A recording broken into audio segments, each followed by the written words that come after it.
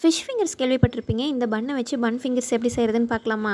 இந்த ஸ்நாக்ஸ் எப்படி செய்கிறதுன்னு பார்க்குறதுக்கு முன்னாடி சின்னதாக ஒரு ப்ராடக்ட் அன்பாக்ஸ் பண்ணிடலாங்க. நான் ரீசெண்டாக என்னோட பையனுக்கு ஹெச்எம் ஃபேப்ஸ்லேருந்து ஸ்கூல் பேக் ஆர்டர் பண்ணியிருந்தேங்க. பேக் குவாலிட்டி வைஸ் ரொம்ப நல்லா இருந்ததுங்க. என்னோட பையனுக்கும் பேக் ரொம்ப பிடிச்சிருந்தது. இவங்ககிட்ட ஸ்கூல் பேக் மட்டும் இல்லைங்க, லேப்டாப் பேக்கும் அவைலபிளாக இருக்குது. இவங்களோட காண்டாக்ட் டீட்டெயில்ஸ் ஃபஸ்ட் கமெண்ட்டில் பின் பண்ணுறேன். வாங்க வீடியோக்குள்ளே போயிடலாம். 3 ரவுண்ட் பன் எடுத்து சின்ன சின்னதாக பிச்சு இந்த மாதிரி மிக்ஸி ஜாரில் ஆட் பண்ணிக்கோங்க. இது கூடவே 3 பச்சை மிளகாய், 4 சின்ன வெங்காயம், 2 பல் பூண்டு, சின்ன துண்டு இஞ்சி, அரை டீஸ்பூன் அளவு சோம்பு, கொஞ்சமாக புதினா, கொத்தமல்லி.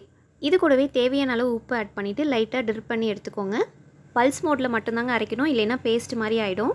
நம்ம இது கூட வேறு எதுவுமே ஆட் பண்ண போகிறது இல்லைங்க. இது அப்படியே வேறு பவுலுக்கு மாற்றிட்டு இந்த மாதிரி பிணைஞ்சு எடுத்துக்கோங்க. தேவையான அளவு கையில் எடுத்துகிட்டு இந்த மாதிரி உள்ளங்கையில் வச்சு உருட்டி எடுத்துக்கோங்க. நான் நிறைய விதமான ஷேப்ஸ் ட்ரை பண்ணியிருக்கேங்க. கட்லெட் மாதிரிலாம் செஞ்சுருக்கேன். ஆனால் இந்த ஃபிங்கர்ஸ் மாதிரி செய்கிறது தான் என்னோடய குழந்தைங்களுக்கு ரொம்ப பிடிச்சிருக்கு. எண்ணெயை நல்லா சூடு பண்ணிவிட்டு செஞ்சு வச்சுருக்க ப்ரெட் ஃபிங்கர்ஸை ஒன்றா ஆயிலில் போட்டு கிறிஸ்பியாக பொரிச்சு எடுத்துக்கோங்க. இந்த ரெசிபியை நீங்கள் கோதுமை பிரெட் வச்சு கூட பண்ணலாங்க. மறக்காமல் இந்த வீடியோ சேவ் பண்ணி உங்கள் ஃப்ரெண்ட்ஸ்க்கும் ஷேர் பண்ணிவிடுங்க. இன்றைக்கே செஞ்சு பாருங்கள். டடா பை, நெக்ஸ்ட் வீடியோவில் பார்க்கலாம்.